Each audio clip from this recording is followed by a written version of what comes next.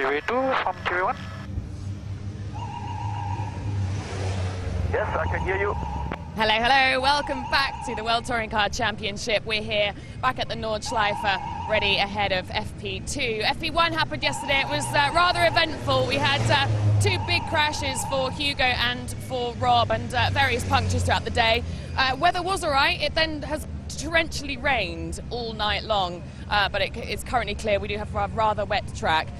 We're just about to go into FP2 now. I'm here with Alessandro Mariani because the FIA, the stewards, did make a decision on their floors yesterday, one that I imagine Honda are not very happy about. Alessandro, what is your plan now for the rest of the season? We disagree with the technical elements which arrived at this conclusion. And of course we made immediately an appeal, and so because we are sure to have respected the regulation. Now we will see, we work today, we repair the car of Rob in the night, and we are ready to fight as usual, preparing the best for the appeal. And the appeal that just explained to us as well, there was a disqualification. I believe it was for Marrakesh and for Budapest. Yes. Not a very good sign. Are you going to be continuing with the same floor then for the rest of the year? Yes, because we think to be right, and so we are continuing with the standard floor. Okay. Well, positively though, you boys worked very, very hard all the way through the night, managed to fix Rob's car, so hopefully it will improve for the rest of the weekend. Now we see if the job done that was amazing, because as you know, yesterday we finished very late, and this morning is very early. And so I have to thank the team, because all the team helped the Rob staff to assemble the car and to reconstruct the car after the crash. It was pretty heavy. Thank you, Alessandro. Thank you, Alessandro. Thank you, Alex, Martin Haven, Richard Coleman upstairs, looking down on the pit lane. This is the moment from Rob Huff. We talked to him late last night. They were still there at 11 o'clock, and basically the car just sort of stopped turning, and he thought originally suspension failure. We thought maybe a tyre had gone down, but they think maybe a steering arm had broken, and that pitched him into the barriers. It was a big impact though, Richard. Yeah, absolutely. I mean, instantly I think everyone thought puncture, because I think the field probably had 4 or 5 during the course of yesterday. But speaking to the Honda team last night, they use a tyre pressure monitoring system, and they could see on the data, on the telemetry, that the tyre was inflated all the way until it hit the wall. So it looks more likely that there was some kind of suspension failure, and like you said, Martin, it's suspected that that was a steering arm on that car. Well, those guys have not gone to bed. They've been here all night. They had to change the engine, and may well have had to change the gearbox as well. Certainly the engine was completely ruined in the impact, and the right rear corner, not the right front corner, actually was the one that was causing them more worries. However, it would hopefully appear that the car has been passed fit to go. You saw Sabine Schmitz. She is here for all the practice sessions. Originally, her Top Gear schedule wasn't going to allow her to do both free practice sessions. However, I think she's managed to prevail on producers who know nothing about risking your life at high speed around this place, that actually getting some time in the car before the race would be quite a sensible idea. So she is here, and Ivan Muller, Jose Maria Lopez, the fastest 2 cars in testing yesterday in the first free practice. are here along with everybody else. So to the European Touring Car Championship entries, they're all out on track at the same time as the World Touring Cars for this session. So they will be taking to the track just slightly behind these guys. Luca Valente's car as well repaired. The Lada boys finished that job about 3 this morning. So they've had a long night as well. And this was, we believe, a puncture-induced incident as well. That is on the run. That is the little dip just before you get to Brunchen. And like Rob's, which was at the Foxhole, it's a quick part of the track. There's, as you can see, just nowhere to go. You're into the barriers immediately. Yeah, much softer impact than Huff's accident, but a lot of damage nonetheless. And there's going to be some tired eyes down at the Lada team today. You go finding a little souvenir. A few more of those by the time the weekend is over. Well, it rained cats and dogs. It was absolutely pelting it down pretty much all last night. The track is streaming wet, and in fact will be steaming wet. Even our road car could have probably done with a bit more rubber on it, or a few more grooves on it coming in here. So there's no question at the moment it is wet weather tired track, but clear blue skies overhead. Little bit of haze and mist still coming out. I mean, this is a massively forested area, so there will be a lot of water in the air and a lot being thrown up and caught in the trees by the cars. It's not going to dry out fast, but it at least isn't raining right now. Yeah, that's one of the big things here, is that because of the tree cover, quite often certain parts of the track will dry much faster than others, and the drivers can feel they have a lot of grip going through one section, and then all of a sudden, under all of the trees and the greenery, they can find a very big wet slippery patch which will put them in a lot of peril. Well, the first 3 cars out on track were the fastest in session 1 yesterday. Tom Chilton was 3rd quickest. Mickey Benani was 5th or 6th, wasn't he? So all the front-running Citroën C-Elysées were going well. I believe Benani will again be the 3rd car in their Mach 3 lineup. Haven't had that confirmed, but it would seem logical. So we will still have Mach 3, the team time trial for the manufacturers, assuming each of them, well, we're going to have it, whether the manufacturers have 3 cars or not. Whether they survive this session all intact. Hopefully there will be no further damage. I think everybody's going to be really quite cautious. Rule number 1 at the Nürburgring is get back to the start-finish line, no matter what else happens, because beyond that, you know, you're never going to set a time, are you? No, absolutely. And you'll see that this section they're on now, the Grand Prix loop, will dry a lot faster than the forested section. And that doesn't sound like a big headache, but believe me, it is, because these wet tyres are not designed to be used at all when the circuit is dry, and therefore they can really damage the tyres through the Grand Prix loop before they get to the wetter forested area. And it is a 15-mile track as well, so it does make a big difference. Got it. Haven't got it. Well, again, you know, on full wets even, that shows on the modern Grand Prix circuit with runoff area just how slippery it can be. Whole field is currently circulating around the Grand Prix loop. So this is the view of Jose Maria Lopez. We're from the Mercedes Arena running down the hill, just as they did in the German Grand Prix in previous seasons, just as they will do in DTM, down towards the Dunlop hairpin at the bottom of the hill. And you can do that because when you get to the top of the track, you can cut across around to the back, around the top of the pit lane, just in fact exactly the same track as you would use on the normal Grand Prix circuit. But you also have the option of turning left and into the nether regions of the Eifel Mountains, onto the Green Hell itself. Yeah, the driver's just trying to get a bit of tyre temperature now and know what kind of car they've got underneath them in these conditions for the first time. Twitchy would be the answer there. And that illustrates it perfectly, because if that was on the Green Hell, then the chances are he would have been in the Armco at that point. Yeah. And that's why the drivers want to get their eye in on the Grand Prix loop, where they have all these get-out-of-jail-free cards with run-off areas and nice soft things to run into, rather than the forested Armco-ridden section. So up to the Vidal chicane. We're using the motorcycle version of the chicane, so you go in deeper and turn later, and then you can turn left, and here we go.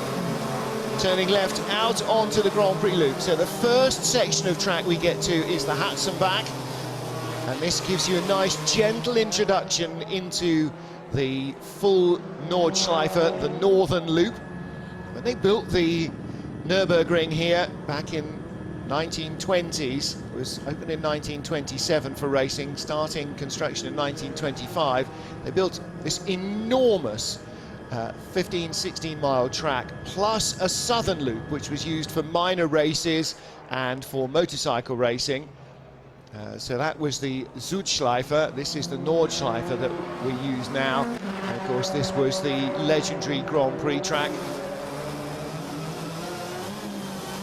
Writhing over the curves as we get through Hocheichen, climbing over the little bridge.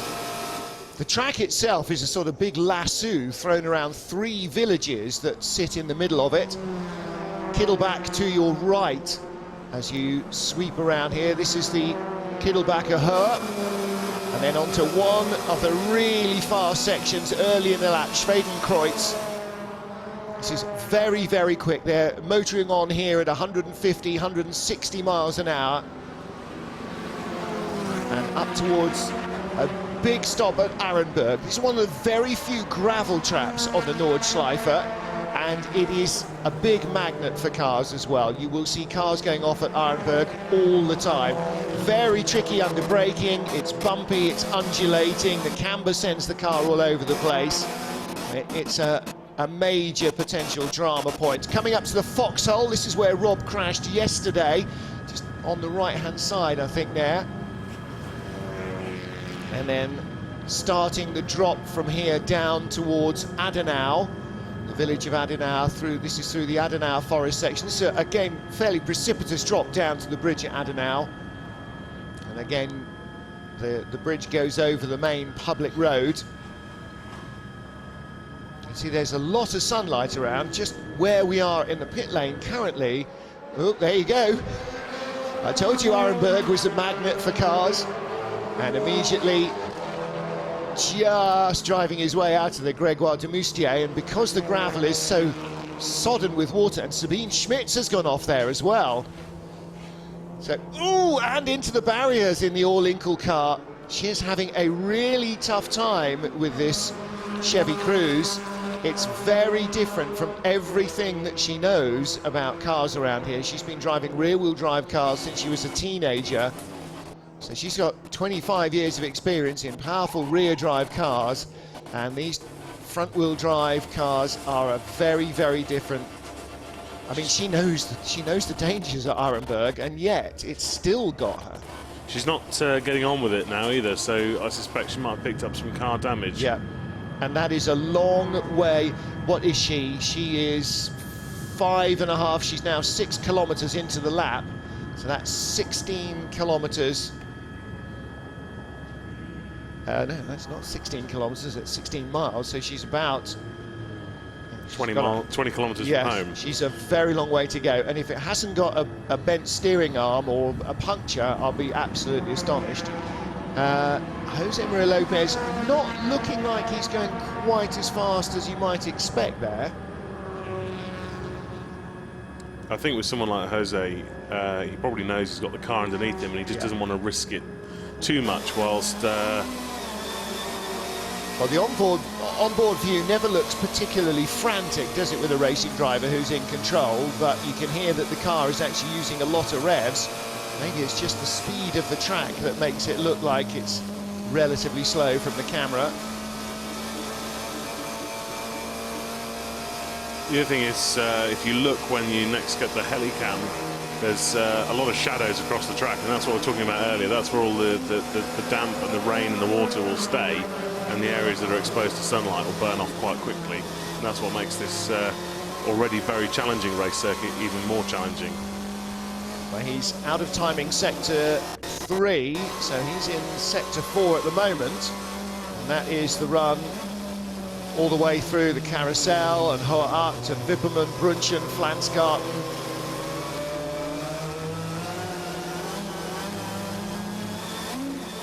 Oh, and I think that's where he was there, just coming out of Schwalbenschwanz maybe and heading on the long run up towards the end of the lap. can see how much water is coming out of the trees already. What's the time now? Not even 8:30 in the morning. Sun's only been out for about an hour or so since it stopped raining, maybe 2 hours since it stopped raining, and very misty in amongst the trees. On board with Ivan, and this is, I think, coming right up towards Brunchen. That looked like Wipperman. And again, traction at a premium, even in the dry, it's still spinning the wheels. Yeah, very traction limited there for Ivan, same as Lopez. The other thing is that this circuit, doesn't have the use of a normal conventional circuit. So, circuit, even though we've got a lot of traffic on it this weekend, is still very green. You don't get the same grip level that you would from a conventional circuit. In fact, we picked him up just a Hohe Acht, and he is following one of the ETC cars. So slips by him without too many dramas. And this is the run out from Brunchen towards Flansgarten.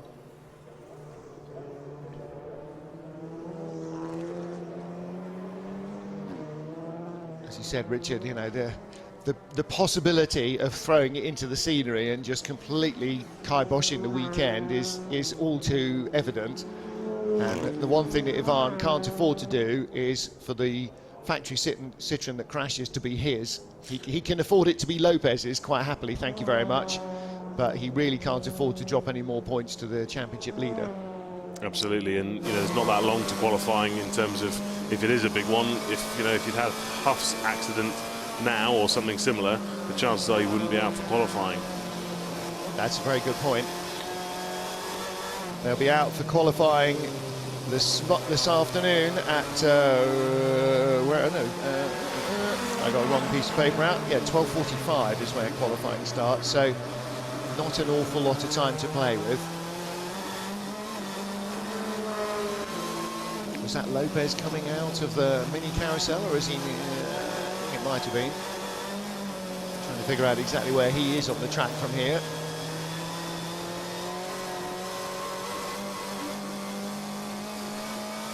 But Michelis is the first driver to have completed a lap. Yes, there we go. That was the mini carousel, and there you can see the Citroën coming down at Dottinger Höhe, which is, as you can see on the left-hand side, the public road. That's what 2 lanes of public road is. This is about 4 lanes wide. This is proper Autobahn territory in terms of width of track and speed. And this is the only part on the circuit you don't mind catching a slower car, because there is room to get by. Peter Foulin, you can see there, one of the European touring car entries. Citroëns have quite a big straight line speed advantage, so they love that section through there, and they make time on all the competition. So it's one of those areas of the circuit that if you've got a good engine, you want to go on forever. Yeah. And those drivers that have a car with a weaker engine wish it was over, but as soon as they get on it. Lopez will come to the line and pretty much, I would think, set the fastest lap time. Norbert Michelis, Ted Björk, the only 2 to have completed laps so far. Lopez goes on top. 10 minutes 28. They were doing 8 minutes 44 in the dry. Van Muller has been caught down the straight by Tom Chilton, who was some distance behind him as they got onto Dottinger Höhe, and he's just been hoovered up behind Muller's car, closed right up behind the Frenchman. Tom Chilton goes second quickest with a 10:33.58. Muller a 10:37.73. Mehdi Benani fourth quickest, 10:39.64. But Lopez 5.3 seconds quicker than his teammates, manufacturer mates. Gabriele Tarquini 5th fastest, 13.5 seconds off the pace. Time here is immaterial, really. It is about surviving and working out what your car does on wet weather tyres, because there's no guarantee we're going to have a dry race. No, pretty much guarantee the opposite here. Absolutely, and Ivan sort of backed off 2/3 into that lap, so I wonder if he had a bit of a moment and perhaps a little bit of a wake-up call, as in, oh, okay, actually, let's not push too hard right now, because he sort of matched Lopez the first sort of 2/3 of the lap, and then seemed to back off a little bit. Well, then the other thing, of course, is he caught the European touring car Seat, didn't he? So that didn't help him.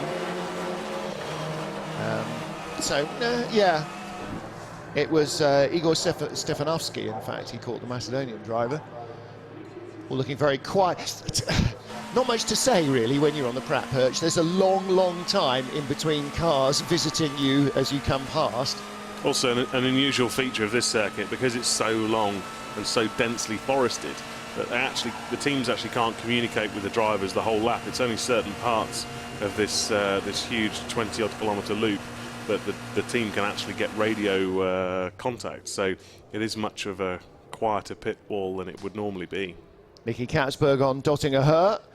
Lada driver was saying, talking to him after the driver's briefing yesterday for the 24-hour race, which he and Rob Huff are also in, so is Tom Coronel, and so is, who's the fourth driver? Sabine Schmitz, of course, who hasn't made it back and hasn't made it out of timing sector 3 either, so I think she's parked somewhere down at the bottom. In fact, she's probably made it as far as the bottom of Adenauer Forest and then has abandoned the car and gone to the family hotel at Adenauer Forest for a cup of coffee. And then perhaps a bus back to the paddock. Yeah. Gone up to her bedroom and chucked a helmet in the corner of the room somewhere. Here's Huffy into the carousel. Blimey, he's made good time. Fastest of all in sector 1. Lopez has gone quicker in sector 2 on his current lap than Huff has by 2.3 seconds. Huffy being a little circumspect here. This is Hoeracht. Dropping down to Hedvig's Her. And then you get into the bumpy, jumpy bits. Wippermann, Brunchen and Flansgarten. Flansgarten, the famous shot that you see of all those cars from Hans Stuck in a BMW in the 70s onwards, aviating. All those Formula 1 cars with 4 wheels off the ground, all those shots are taken by a photographer just below the rise in Flansgarten. And you see, the body English of the car looks like he's being very circumspect, but you can see that he is still pressing on.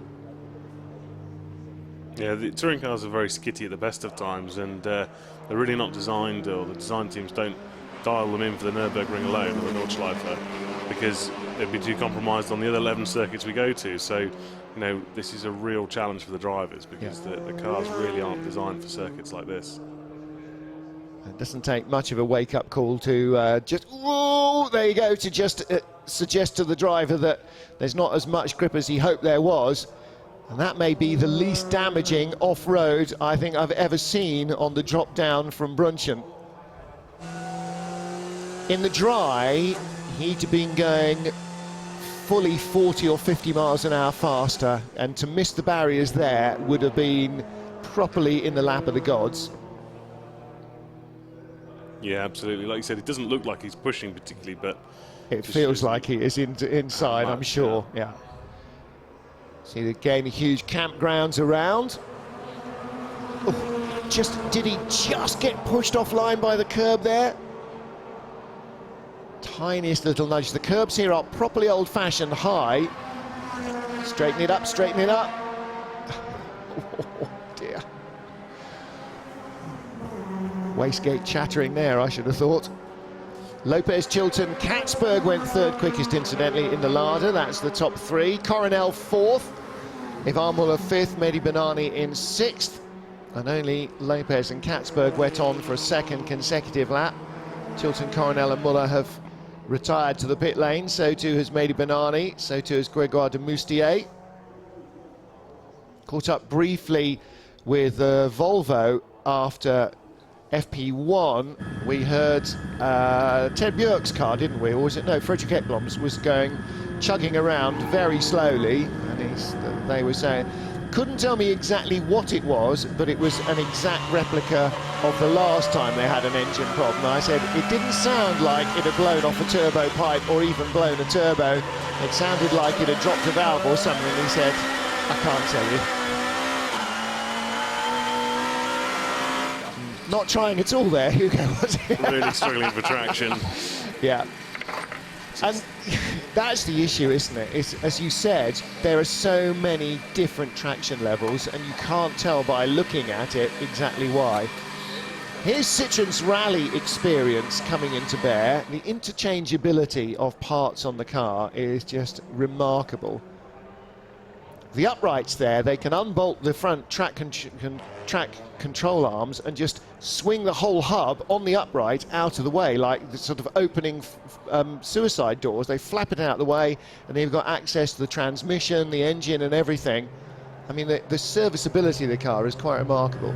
Absolutely, and that's things that they've all gained from their rallying background in the WRC, where you're limited to the amount of time you have to service the car, and therefore you have to engineer all these genius solutions to be able to do as much as you can.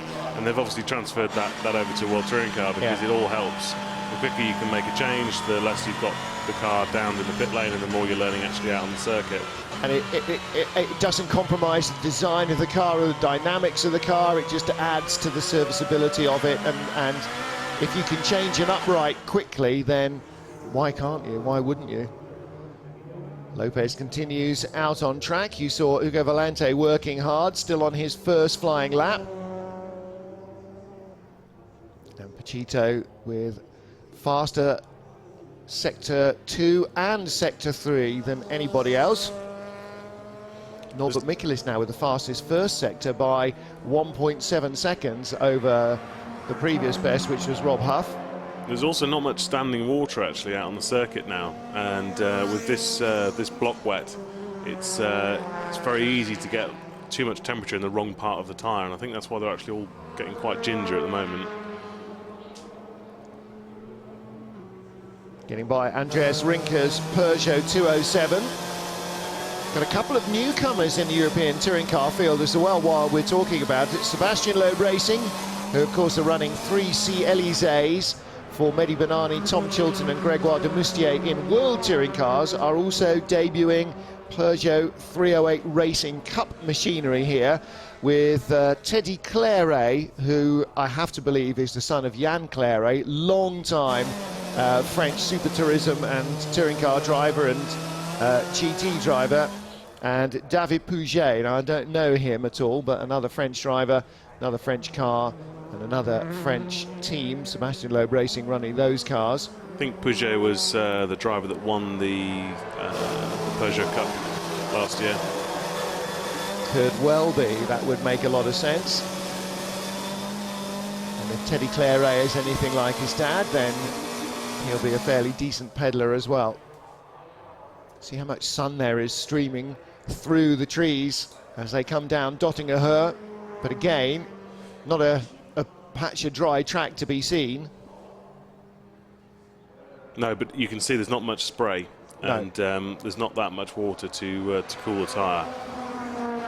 Enough though, especially, I mean, on a long straight like this, the tyre is probably gasping by the time it gets out of Schwabenschwanz and onto the Dottinger, just having been worked constantly almost from side to side to side to side.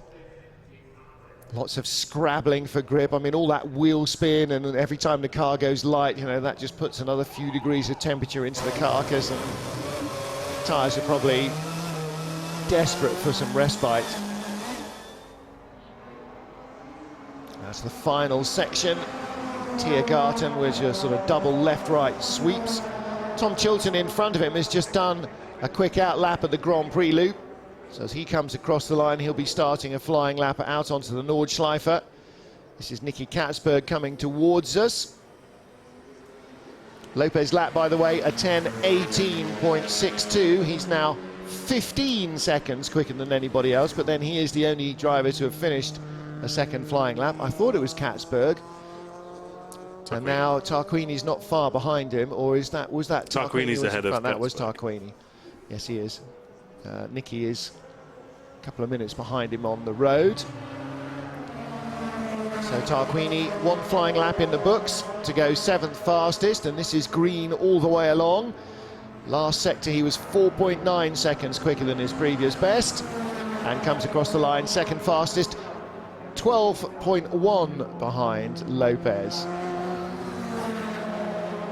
Yeah, I think we're now into the stage of circuit drying that it's effectively whoever was last across the line who goes faster. So Valente just pips his teammate there.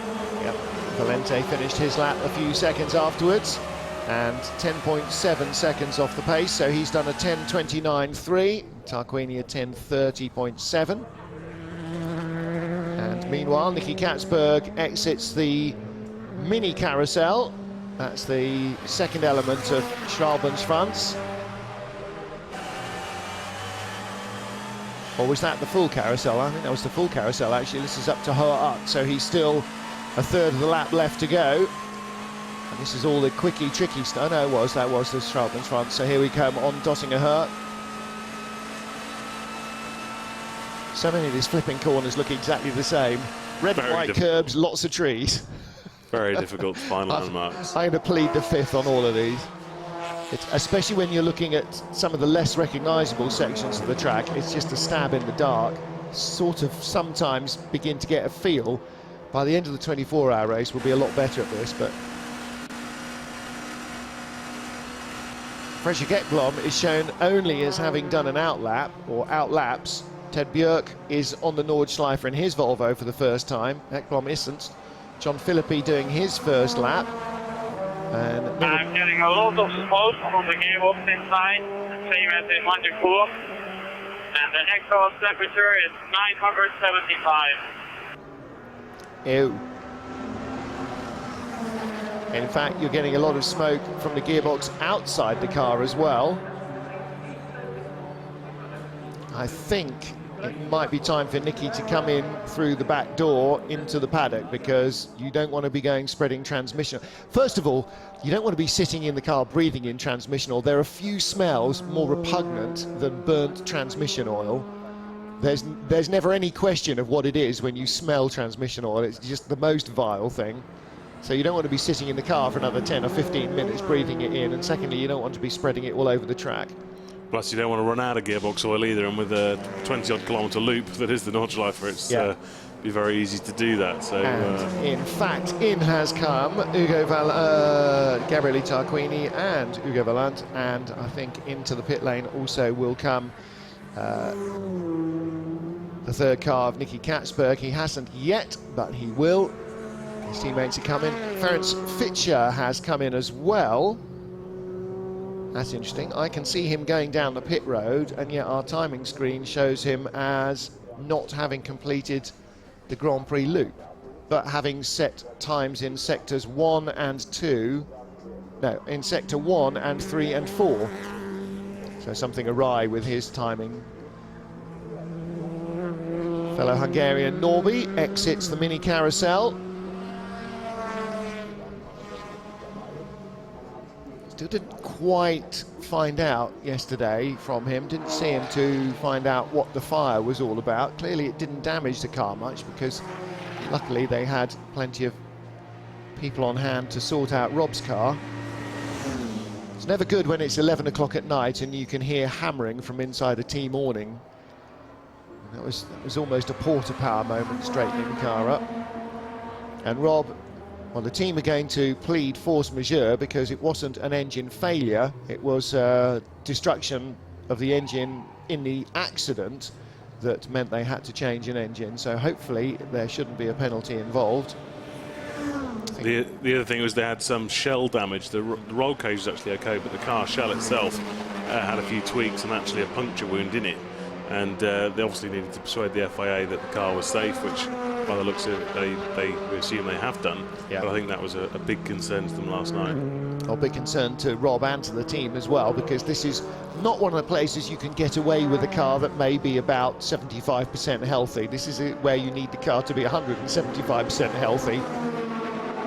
The potential for disaster is enormous here. Norbert Michelisz goes third quickest. That's his second flying lap.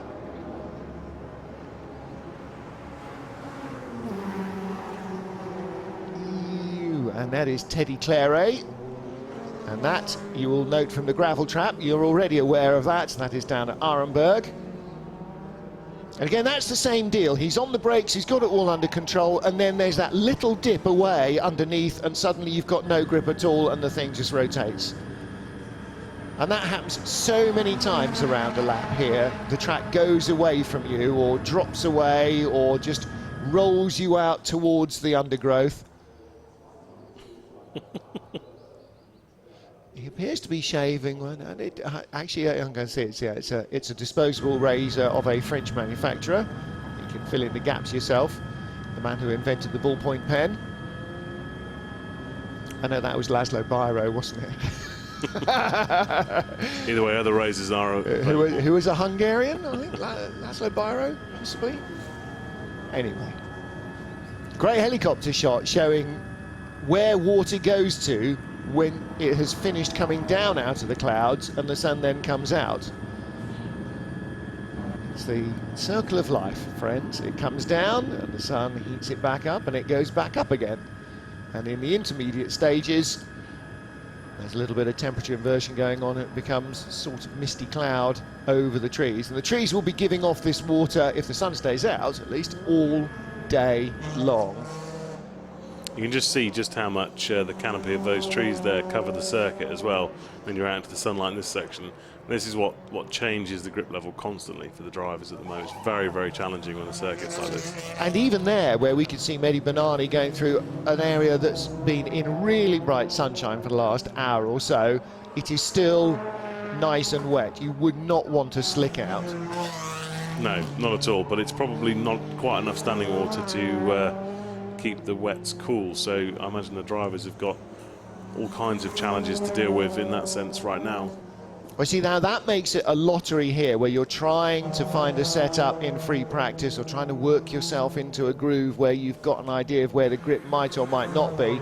Imagine that this is, you know, the race. We've only got 3 laps at 16 miles a lap, 29 kilometers, but if it starts wet, you can't go on a slick. If it starts even this damp, you can't go on a slick. You're just going to wreck it. So you have to go with a wet, and then we'll find out whose cars really treat the wets well and whose really don't. Peter Foulin, I think, in the Seat there, being passed by Tom Chilton. So that's a 2-litre turbo Seat Leon Cup car, being passed by the 1.6-litre turbo, which just goes to show that you can do anything with turbo boost and pressure to produce power from engines. The circuit's definitely improving. Pretty much everybody that's on a lap at the moment is green sector after green sector, and Ivan Muller is probably the man that's most on the move. He's definitely pushing a bit more now after a very conservative sort of first half of the session. There's a couple of almost dry patches appearing on some of the corners where the outside tyre has been doing a lot of work. Hoving up behind the Volvo comes Chilton, and which of our Volvoists is it? It's, oh, that's Banani behind him, it's Ted Björk. Where's Ted? This is his first flying lap. Again, for Ted and Fred, not sure how many times they've been to the Nordschleife before. It might be in single digits, it might be previously a big fat 0, I'm not sure. Most of the other drivers in the field at least have the experience of having raced here last year. And some of them considerably more experienced than that. Mehdi Banani, 4th quickest. Times are improving. In fact, Jose Maria Lopez quickest. Nicky Katzberg, we didn't mention that, the lap he completed when he was complaining about the high gearbox temperature and the smell, just 0.3 of a second slower than Lopez, and this is on a 25-kilometre track. He was 0.3 of a second slower.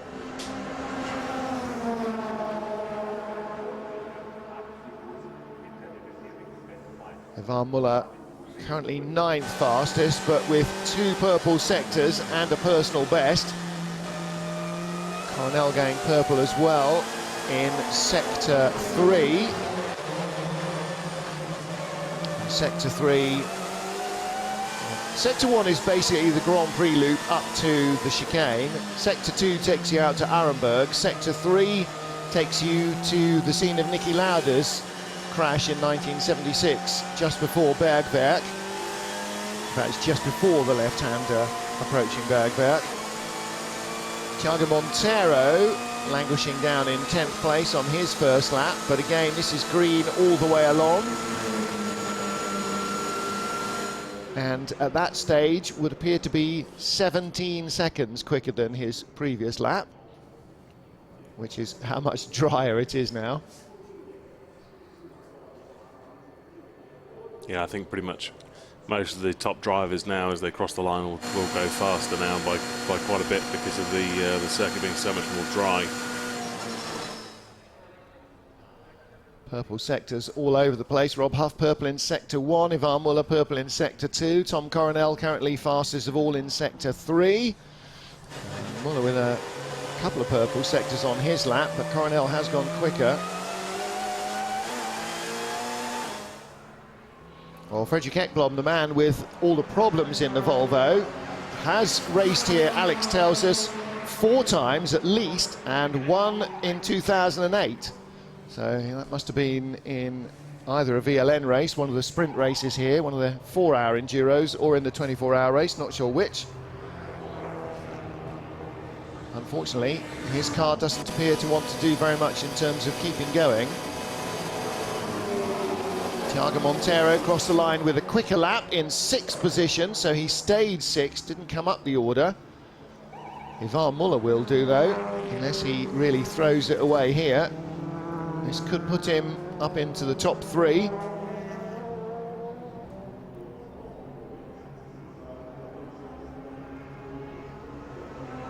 As he crosses the line, goes up to 4th place, so he is 0.67 off. Tom Chilton 0.57 off. Savannah 10th behind Tom. Sabine Schmidt's car has returned. It's quite amazing that only sort of 7/10 of a second cover the top 4. I know. It's bizarre. After you know, going 25 kilometres through the forest, that's yeah. It's pretty amazing, really. Well, this is it's a 15.8 mile lap. Bear in mind your average Grand Prix circuit is 2.5 miles, so it's 7 laps of a Grand Prix circuit, and to be 7/10 apart in the top 4. Well, that was Arenberg. Sabine Schmidt's going off on her first lap out onto the Nordschleife. Not sure how far she drove it. I think she must have got it back. I don't think they would have got it back to the pit lane, would they? Yeah, they flatbed that was half an hour ago, 40 minutes ago, so the flatbed trucks will have got her out there. And actually from Arenberg, it's quite a quick drive back. You wouldn't go the long way round, you'd come back in the sort of reverse direction of the way the track goes, so it will only be a 4 or 5 minute drive back to the paddock. So all in all, within half an hour, the car's back. And that we have that facility here because it's such an epically long track, and particularly with the 24-hour race, the whole ethos is to try and get as many cars to the finish as possible. If you're a front runner and you need a flatbed, you're never going to win the race, and so your chance of winning, you know, your class or outright are long gone. But so many of the teams will then go, right, this track is not going to get the better of us, we're going to make the finish no matter how badly damaged the pile of wreckage is that comes back in. Yeah, in any 24-hour race, you're competing against the event before you compete against anybody else. Yeah, exactly right. And you know, so much of the 24 hours has been about amateur drivers and amateur teams, and this is like the highlight of their season, so they try and make sure cars do get back. Coronel going fastest. It's a good lap from Tom. 4.8 seconds quicker than Jose Maria Lopez.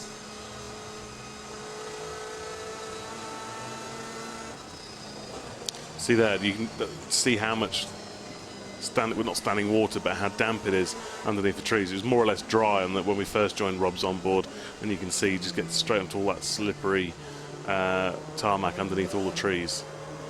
And this is right towards the end of the lap.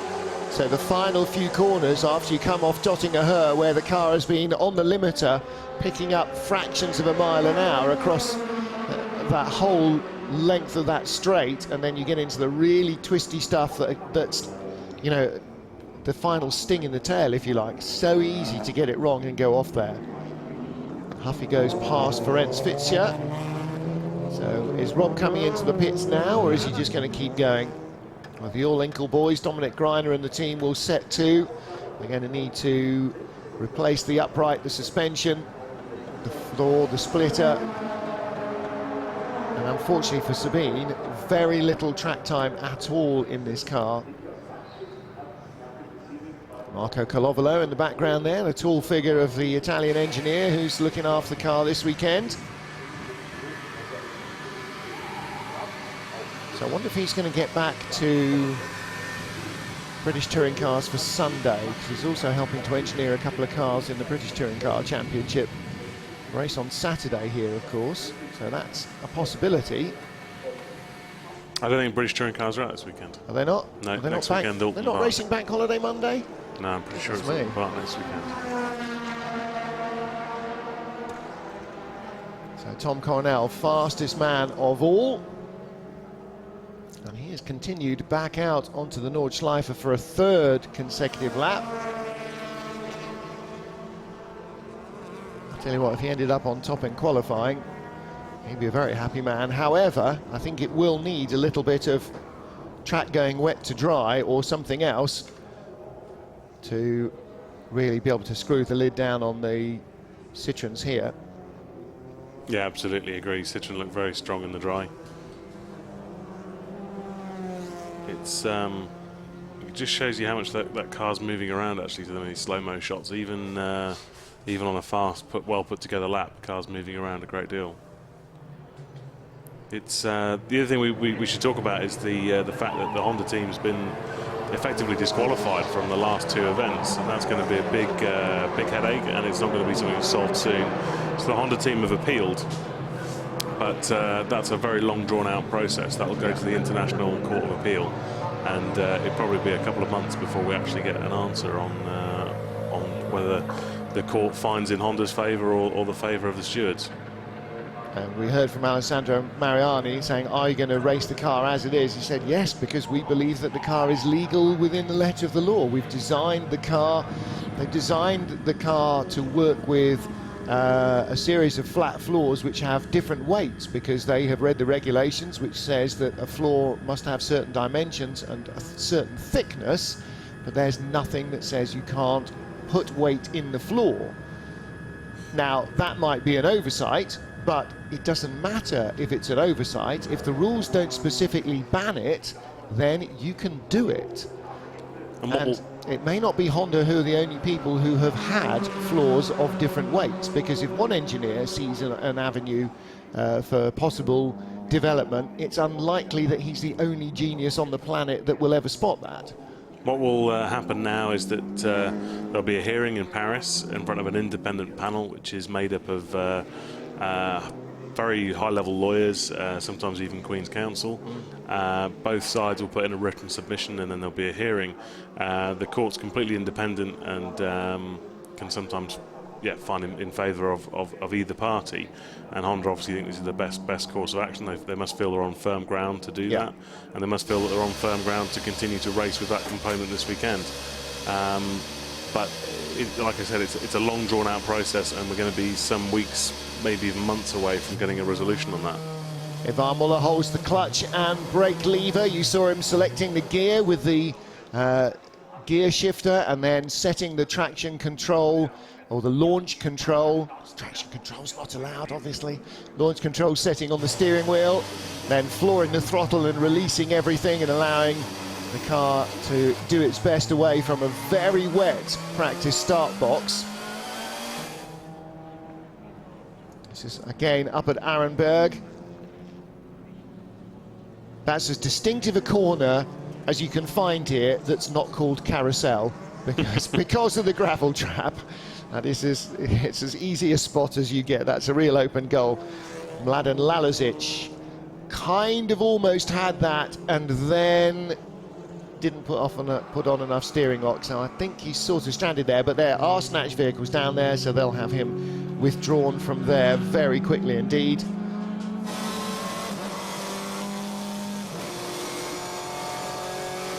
It really is quite a beautiful morning outside of our window, at least in some directions. In other directions it's so misty you can barely see. We're what, mile and a half from Schloss Nürburg here, And when the session started, it was completely swathed in cloud. We could see the hill, we just couldn't see the castle above it, or on top of it. But yeah, it's definitely looking a lot drier, even on the pit entry road there, and even on the pit lane itself. You can see there are wet patches, but actually the working apron looks relatively dry. And again, the track is continuing to dry out a little bit. Next track session after this is for the cars in the 24-hour race. It's their second qualifying 2-hour period, so that will really help to dry things out. Then there's a race for the Audi Sport TT Cup before we go qualifying at 12:45. So another quarter of an hour of this session to go.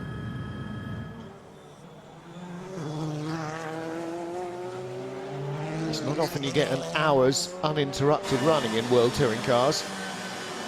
And then it's not often that in an hour of uninterrupted running you struggle to do 4 laps. So it's very different in the same way that at street circuits the drivers and the teams have more time in which to dial themselves in because of the high likelihood of red flags, or at least yellow flags. When we come here, they get an awful lot more time because it takes an awful lot more time.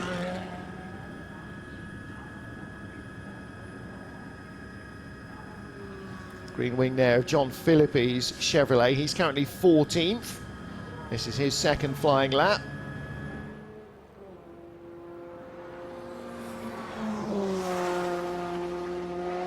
Thiago Montero, purple first sector. But again, that is only the Grand Prix loop. And this is the fast run through Schwedenkreuz. And in front lurks the gravel trap at Arenberg. Again, you know, not many trees close to the track here, but you can see that it's still really quite damp there. Yeah, and this is the problem now. We're in the extreme of some parts of the circuit are completely dry now. And look at the difference between the 1600 turbo car and a 1600 normally aspirated Fiesta. It just went by him like he was stood still, didn't he? Unfortunately, the Fiesta driver saw the Honda coming, I think, on the run to Arenberg. And Thiago managed to find a way through on the inside, because as you can see from the bumper cam, you talked about how high the curbs are. There are certain curbs that you can ride, but they are really very much in the minority. You can't really attack many of the curbs here because you get such a steep ramp of concrete, it just throws you out. John Philippi in the carousel. Such an iconic corner of this event. Absolutely so. And it always a photographer's favourite as well. Not the easiest to get to. It's not too far from the main pits complex. It's a long old schlep on foot, but you can drive up and park very close to there. It's always a photographer's favourite. Chilton's still having a very strong weekend so far. It's been strong in all sessions. Yep. I wonder if that'll make any difference for the Mach 3 for Citroën, whether they've make any decision towards Chilton. He's definitely been the sort of stronger Sebastian Loeb racing driver from what we've seen. Yeah, he was third in the dry yesterday. He's the third of the Citroëns, although he's only fourth quickest here. And Mehdi Benani is seventh quickest. So on this, you'd actually choose Tom Chilton ahead of Ivan Muller. Yeah, so if Mehdi improves, Ivan might find himself dropped for the test. And I'm not sure that would happen, but you never know. But I think that's a good point. And you know, we've seen the team go with Mehdi before because he's got knowledge of the car, which Tom hasn't had up until now. But we're 4 race weekends in. Tom knows the car a bit better, and he's definitely got himself hooked up this morning in, you know, really unfavourable conditions. As you can see, he's gone purple in sector 2. That's the first sector up to Arenberg. Helicopter picking up again, Thiago Montero. See the Portuguese flag on the roof, even if your eyesight isn't good enough to pick out the name or the number. There's always that little indicator that helps you from the heli shot. Fastest of all in sector 3, Thiago. And that was including passing that Fiesta out of Arenberg. When you look at the chunks of time, though, that each drive is taken out of it, most of this is related to the how much grip is now available now. A lot of dry line is appearing, and the sunshine has done its work where the forest isn't over the track. So, yeah, I mean, everyone's taking sort of between 5 and 9 seconds out of each sector at the moment. Yeah. So it's going to be whoever's last across the line, I think. Still no laps from either of our Volvo drivers. Not a complete lap from Sabine Schmitz either. John Philippi is on his first flying lap. Lots of wheel spin for Thiago Monteiro as he heads in under the clouds towards the end of the lap.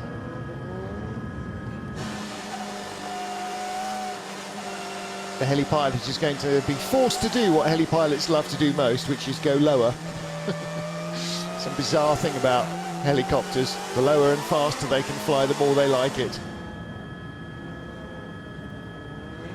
Down in the pits, Alex reckoned that Mehdi Banani would probably have been put down as the de facto first choice for Mach 3 for Citroën, but when that decision has to be made, you wouldn't think that it would be too late after FP2 to change your mind. And if Chilton wants to do it, I would think he would be a good call. He was quicker in the dry, he's been quicker in the damp.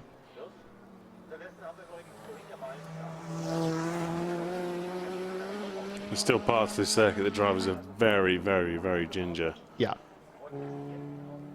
And you can really understand why, even here, the very beginning part of the track, it's still really quite damp. And these are the sections from the high camera. This all looks relatively flat.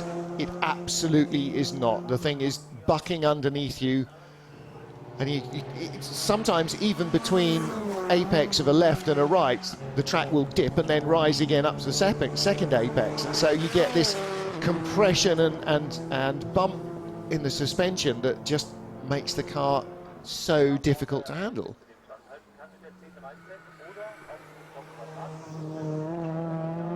This is another fastest third sector for Tom Chilton. So fastest second sector, fastest third sector. And this is the really tricky part of the track.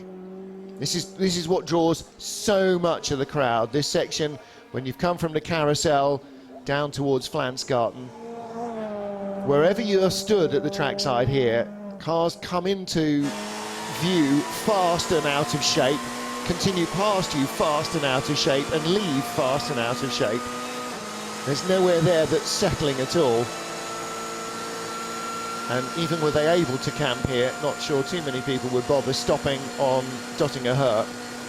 This is where you enter and leave on your taxi drive. If you come and get a ride in a ring taxi, if you come and do the tourist fahren, little toll gate, put your ticket in to show that you've paid your 12 euro whatever, barrier opens and Bob's your uncle. The most demanding racetrack on the planet, second most demanding racetrack on the planet, most demanding for cars on the planet, is at your disposal. Great toe for Monteiro behind that WTCC car, which I think was perhaps full in, was it? Another few seconds will probably go in the back there, and as he crosses the line, Thiago's previous lap was better, but he still remains 6th. Now he goes top of the pile, the first sub 10-minute lap. Some fairly tired looking Honda mechanics this morning, some fairly tired looking Lada mechanics this morning. And if Rob Huff could go top of the pile in his repaired car, I'm sure it would put a smile on a lot of faces. Oh, Chilton's fully lit, isn't he? Yeah, he's got a bit between his teeth at the moment. Lopez comes across the line to start a flying lap. He's just left the pit and gone around the Grand Prix loop to kind of, as a bit of a loosener, a bit of a sighter. And Chilton comes across the line. If this doesn't put him top, I don't know what will. He goes fastest by 4.6 seconds, a 9-minute 55 lap. It's 1 minute 11 off a full dry fastest lap. We had 8:44 yesterday from Jose Maria Lopez, didn't we? And that's a 9:55, and a minute 11 sounds like it's a very long way away, but I think that's substantial bravery from Chilton as well. And with 5.5 minutes left, he can go on and do another lap, because he'll be halfway round when the checkered flag comes out, so the lap will continue to count. Going by, I believe, the Fiesta of Ksenia Nix. We just saw the Lada going past. Yes, there's a lot of dry patches, but I don't know if the slicks are okay. It's a bit risky, to be honest, for free practice. That was at the end of the lap, down around the Grand Prix loop. Thiago, I think probably his tyres are chunking really quite badly. Yeah, it's right on the crossover period, and I just don't think anybody wants to risk their car at this point, so close to qualifying. Ooh. As I was saying. Yeah, exactly. Get off the grass. Well, Nicky Katzberg, I said this yesterday in free practice one, I think it bears saying again. Talking to him, and he was saying that in the testing session, he did 3 flying laps. He said more moments in the car in 3 laps in the touring car than you'll have in the entire 24 hours in the GT3 car. And that was in the dry. Imagine what it's like here. It's permanent ring clenching time all the way around. There's a great high view of the mini carousel. We just saw Nicky Katzberg coming through the Caracciola carousel, the main carousel. And Ugo trying to carry all the speed onto Dottinger Her, but the corner didn't allow him. He was trying to carry it through, sort of just about breathe it through flat in the dry. Wasn't having it in the wet though, was it? 2 Ladas coming steaming down the straight. If any driver goes off now, they'll be deeply unpopular with the team. Yeah. And it will be all hands on deck to try and get it fixed, because when the session finishes at 9:15, there will be 2.5 hours before qualifying. 3.5 hours before qualifying, I can't count. Which is enough to repair the damage, but don't forget that both Lada and Honda teams have been up all night as it is. They might have gone back for a couple of hours sleep and a shower, but... Plus, because of the 24-hour race here, the World Touring Car paddock is not situated where it would be normally, so the drivers and the teams and the cars, they all have a challenge to get to the pit lane each time, bring all their equipment, do things in the right order. Things are very much out of sync from just pushing the car out of the garage, so in reality you've probably lost sort of 30 minutes by the time you've gone through all those motions. By the time you've gone back to the tent and then gone back to the pit lane, and of course during the session, even though it's an hour long, you don't necessarily have an awful lot of spares with you. Gabriele Tarquini goes 3rd, Ugo Valente 4th, so Lada are 1st, 3rd and 4th. But then Tom Chilton is parked in the garage, so is Tom Coronel, so is Thiago Monteiro. Lopez is out on another lap. Muller is about to complete another lap, and here he comes. And this should be a quicker one from Ivan. Pings him up to 1st, 2nd behind Katzberg. Lopez currently 8th, Norby currently 9th, both on quicker laps. Rob Huff has started a lap. So has John Philippi, brave boy. And that'll be that for Ivan. He could do another one. Gotta wonder how much is left in the tyre though, really, haven't you? Again, it's completely dry on this section of the circuit. They go by Ksenia Nix. And there's a great view of the run out of Schwalbenschwanz, where the road goes underneath the track.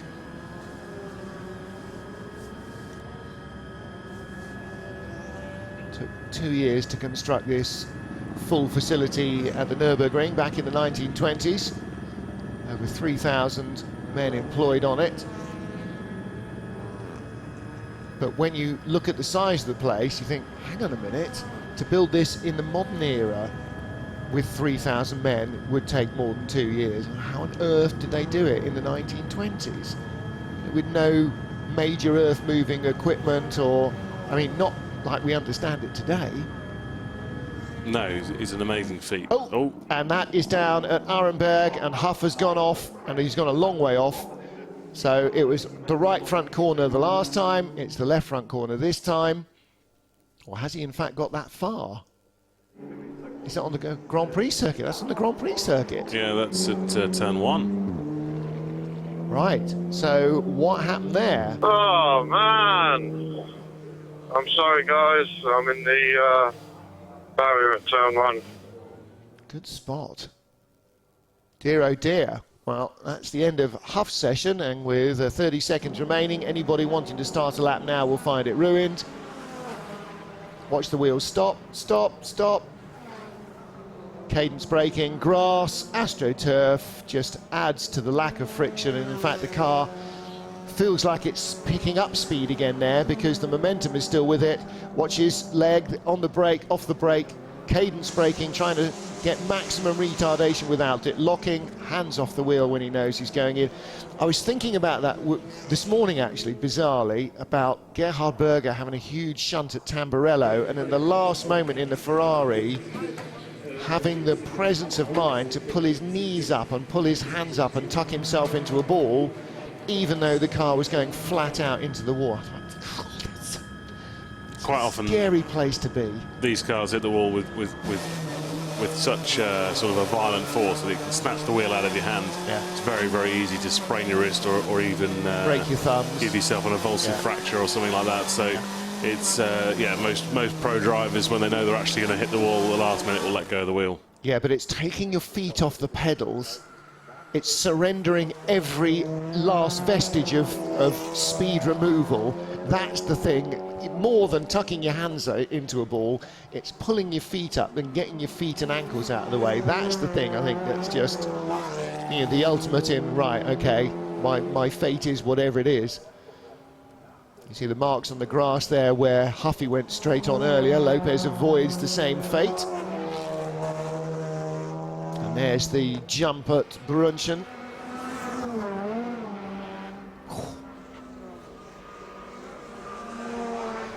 Quick as he liked, thank you very much.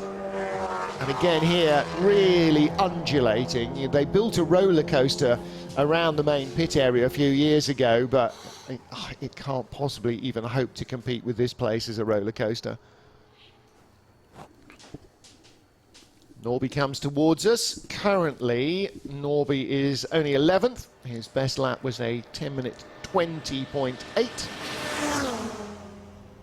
It wasn't a 10-minute 29.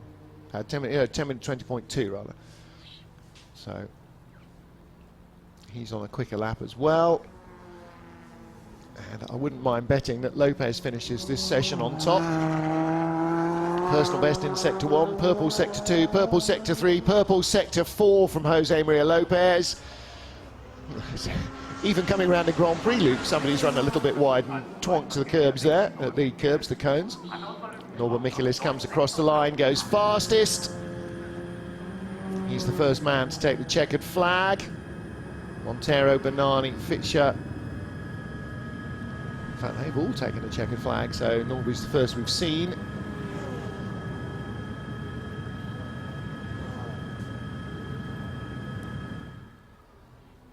Well, we're in the Eifel Mountains here, volcanic region on the border of Germany and Belgium, and on the run at Dottinger saw a sign written in the track Sauerland, which is the Dutch Alps in Germany.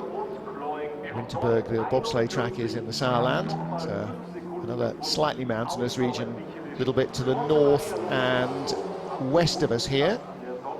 Lopez takes the flag as the fastest man and immediately slows right down. Now, is he going into the paddock from there? He might be. Although that's a great lap from Pachito. Yeah. I think, like we've said, a lot of the timings that we're seeing are just who's last across the line in a lot of ways. And we might be seeing that from Ugo Valente as well. He's out on a lap. So is Gabriele Tarquini.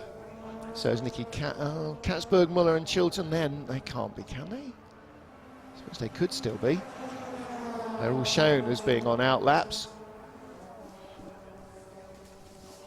Who just shot across the line there? Somebody took the checkered flag. Who was that? It was one of the European touring car cars. So not one of ours. So we've still got clocks running on John Philippi, Gabriele Tarquini, Ugo Valente. On board with Ugo. At the moment we've got Citroen, Honda, Lada, Citroen, and then the two Ladas, Tarquini and Valente. And of them, at the moment, Hugo is the quicker. And for all his racing experience, I don't think Gabriele has spent very much time at this track at all. No, I don't think he has at all. No, and he's as much a new boy as everyone else, I think, as far as that goes. He was never a Group C sports car racer. Of course, they used to do 1,000-kilometre races around here.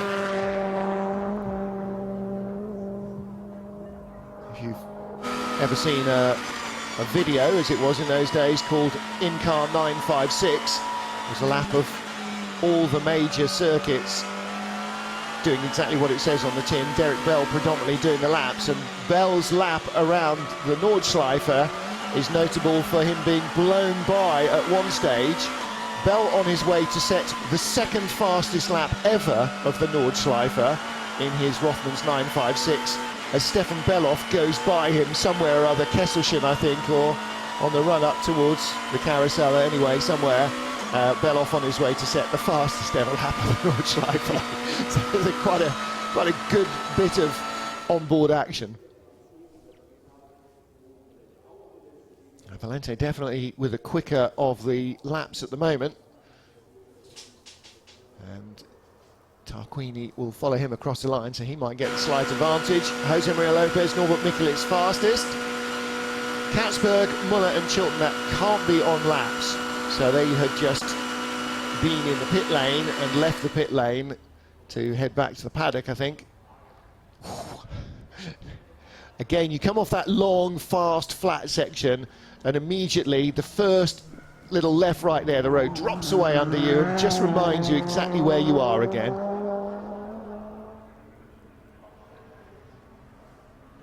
Orange cone right in the way where you're not expecting it. Valente takes the checkered flag and goes. P2. Second fastest, 4.8 behind Lopez, but he's in front of Norby. Gabriele riding the curbs for all it's worth right towards the end of the lap. Again, the Lada streams across the line, was 7th, and he goes second fastest, so his lap was a couple of seconds quicker than Valente, and in fact it was the final sector he took half a second alone out of Hugo. Tom Chilton we've seen and done with. Ivar Muller we've seen and done with. Nicky Katzberg we've seen and done with. John Philippi 14 seconds away in sector 3. Not going to disturb the front runners too much. Coronel, any purple sectors? No, it's a better lap for him. But Tom Coronel at one stage was fastest of all, wasn't he? He's 11th at the moment. And his quickest lap, 32 seconds now off what the fastest mark is. That shows how much, in fact, just looking at Dottinger Her, how much the track there has dried.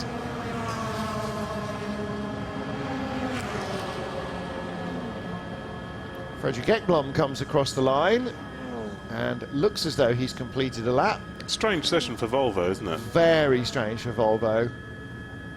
Really head-scratching. No lap recorded at all by Ted Björk, who did have a healthy car under him yesterday. And in front of Tommy is not Ferenc Fischer, so that's Norbert Nagy. That's the Zengo car in the European Touring Car Championship. Coronel goes from 11th to 11th. It's an improvement, but took 10 seconds out of his previous best time, but still 22 behind. And John Philippi goes 12th ahead of Franz Fischer, ahead of Rob Huff, Sabine Schmitz, Frederick Ekblom and Ted Björk. So Coronel's flying lap then was a 10:04 and Philippi's was a 10:14. And then they turn right here, and on the full Grand Prix circuit, see Tom knew where he was going and he sneaked into the paddock, and John Philippi is overshot and might incur the wrath of the stewards by turning around, or he'll have to come around the Grand Prix circuit and come into the pit lane at the top end. And for the second consecutive session, Rob Huff's car will return to the paddock on the back of a flatbed. How things change very quickly in this sport. A lovely start there to the weekend for you, Pachito. You went out there, did your final lap, and had a trail of purple sectors behind you. What's it like out there? Scary in the beginning, but you know, as everything, like everybody, we start to get used on it, and we start to, even if you know you don't have to damage the car because quality is very shortly. You start to push, you know, with racing drivers, but in the end, you know, I felt it comfortable, much more than last year. I was quite, I would say, afraid, you know, as the video of WTCC said yesterday, you know, you have to respect the ring. Even when you have fully confidence, it can come the worst thing you can expect. So, how does the car feel around the circuit? The car felt okay. We ran 100% of the time with wet tires, even if the GP circuit was dry in the end. I think there was still a lot of water on the ring, so it means that it takes longer to dry, especially on the shadows, you know. But it was okay. I felt comfortable. I managed to do a good lap in the end, so it's important to keep up on every condition, you know. So we keep low profile. We still have a long way to go. This means nothing. It's just the beginning. Now it's starting to come the important things. So we will see what happens. Of course, it's certainly a great start. Thank you. Well, he's replaying exactly everything you've been saying about the track all the way through, and yeah, how was it? Just slightly scary all the way around. I mean, right in the back of your mind is the knowledge that it's far easier to damage the car here than at any other racetrack you'll ever go to. And even on the modern, sophisticated, lots of runoff and undamaging Grand Prix part, as Rob showed there, you just get onto the wrong bit of wet and that's it. You have no further control of the car. Car almost speeds up when it reaches the wet AstroTurf. Yeah. It just shows you how quickly things can change in this game. You know, yesterday come off the back of 2 great race weekends, and now it looks like those results have been potentially taken away from him. He's had 2 accidents in 2 sessions, and now very much on the back foot for qualifying. Yeah.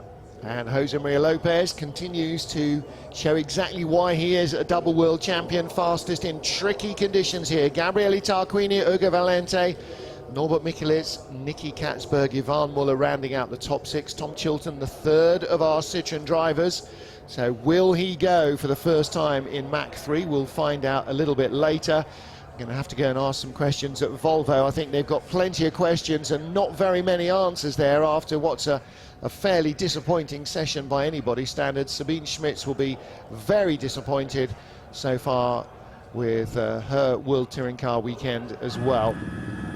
Well, there is the view from the top tower, the bastion at Schloss Nürburg. Wave out the window, you can't quite see us there on the Grand Prix circuit. Don't forget, we will be back at 12:45 for qualifying at Central European time, 10:45 Greenwich Mean Time. We'll see you then. Auf Wiedersehen and goodbye.